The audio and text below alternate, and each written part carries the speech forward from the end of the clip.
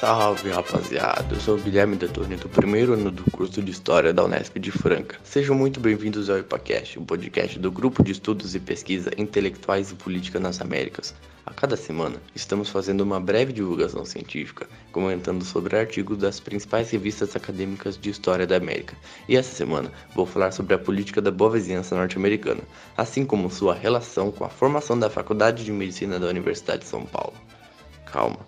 Se você acha que vai ficar boiando no assunto, se não tiver muita noção do que foi a política da boa vizinhança, vou começar te explicando esse ponto. Bom, essa política foi implantada pelo presidente dos Estados Unidos, Franklin Delano Roosevelt, entre as décadas de 30 e 40, no contexto da Segunda Guerra Mundial, com o objetivo de afastar os países latino-americanos do eixo, que era composto por Alemanha, Itália e Japão. Muitas pessoas acham que no Brasil, por exemplo, essa influência dos norte-americanos se deu pela implementação tecnológica na indústria, como a Companhia Siderúrgica Nacional, e também pela cultura, como a aparição do personagem Zé Carioca ao lado do Pato Donald, ou pela Carmen Miranda, que conquistou o espaço americano na Broadway e em Hollywood, mas se enganam os que pensam que foi só isso. Essa política influenciou diversas áreas no Brasil, como a medicina, e é isso que você vai ouvir a seguir neste terceiro episódio do IPAcast. O artigo escolhido para esse episódio foi Norte-Americanos em São Paulo, a criação do Hospital das Clínicas na Política da Boa Vizinhança, 1938 a 1944, dos doutores Gustavo e André Mota, da revista História e Perspectivas. De forma geral, os autores em sua introdução tratam o que contextualizamos anteriormente, esclarecendo resumidamente o que foi a política da boa vizinhança e como os estadunidenses esquematizaram e conquistaram o apoio brasileiro. Então, para isso, os norte-americanos, por meio da tecnologia, articulando a comunicação, a economia e o modo de vida americano, chamado American Way of Life, almejavam um retorno posterior, isto é, sabiam que seu investimento nos países latino-americanos não trariam recompensas imediatas, mas ao ganhar a guerra, o retorno chegaria. Como eu já havia falado, essa esquematização dos Estados Unidos se aproximar do Brasil se deu em várias áreas, como o campo médico e da saúde, e os autores trazem informações que foram importantes nesse quesito. Se trata da inauguração do Instituto de Ortopedia e Traumatologia do Hospital das Clínicas da Faculdade de Medicina da Universidade de São Paulo, ou IOT, no ano de 1953, quando, por não poder comparecer, a ex-primeira-dama norte-americana, Sra. Eleanor Roosevelt, queria presidiar a inauguração, enviou uma bengala que pertenceu a seu falecido marido como símbolo de presença e solidariedade. O principal foco que se pode perceber no artigo é o surgimento do hospital já mencionado, mas não pense que a criação desse se deu apenas pela política da boa vizinhança. O projeto e sua construção já vinha antes mesmo das guerras mundiais.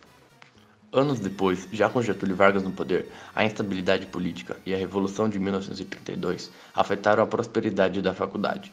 Desde a sua criação, as atividades práticas dos alunos eram realizadas na Santa Casa de Misericórdia, e o sonho da construção de um hospital-escola, que seria o Hospital de Clínicas, não passava de um projeto esquecido na posse da administração paulista, que alegava que não havia verba suficiente. Até que, em 1938, foi iniciada a construção do hospital, após várias reivindicações da corporação médica. Mas como só construir não é suficiente, a falta de equipamentos prejudicava muito o hospital. Aí você deve estar se perguntando, mas o que tudo isso tem a ver com a política da boa vizinhança, Guilherme? Bom, essa relação começou quando um dos maiores especialistas em cirurgia de guerra do Brasil, Alípio Correia Neto, no tempo que passou servindo a FEB na Segunda Guerra Mundial, criou relações com importantes norte-americanos.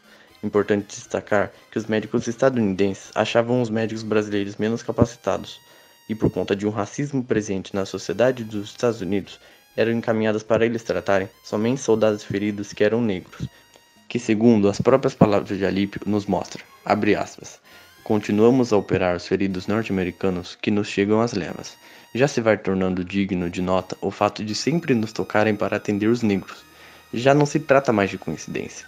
Aí está mais um dado da discriminação racial que domina a nação nórdica, certamente não sendo comprovada perante os responsáveis pela assistência hospitalar, a nossa capacidade técnica. Procuravam eles testar-nos, oferecendo-nos como se fosse uma experimentação, os seus patrícios de cor. Fecha aspas. Alípio criou laços de amizade com os médicos e generais estadunidenses após reconhecerem sua competência durante esse período na Itália. Benedito Montenegro, que era diretor da faculdade, após participar como médico na Primeira Grande Guerra e estudar nos Estados Unidos, viu-se diante do impasse da falta de equipamentos para o novo hospital. acabou por recorrer às relações que ele próprio e Alípio haviam estreitado com os estadunidenses. Segundo consta em suas memórias, todo o equipamento que permitiu a inauguração do HCF-MUSP foi doado pelo Serviço de Saúde do Exército Americano. De forma geral, o artigo aborda diversos assuntos que mostram a influência do modelo médico-assistencial e do arsenal de tecnologia médica dos Estados Unidos no Brasil, sendo por essas circunstâncias que no ano de 1951, a Associação Médica Norte-Americana credenciou a FMUSP entre as 15 mais importantes do planeta, resultado de um longo processo que nos leva a uma memória da Segunda Guerra no Brasil que merece ser retomada, pois está presente na constituição do maior hospital-escola do país, que explicam seus rumos até os tempos atuais.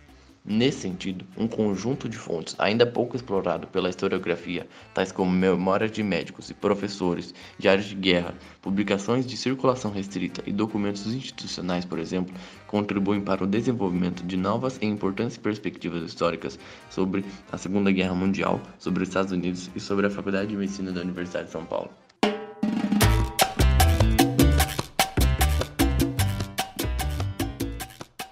E aqui eu encerro mais o IPACast, rapaziada. Espero que tenham curtido esse episódio. Se quiserem saber mais sobre o assunto, o artigo na íntegra tem muitas outras informações que você pode gostar. E não se esqueçam de nos seguir nas redes sociais e compartilhar o conteúdo, porque toda semana teremos novos episódios. Somos uma universidade pública levando conhecimento para todos. See you later e adiós!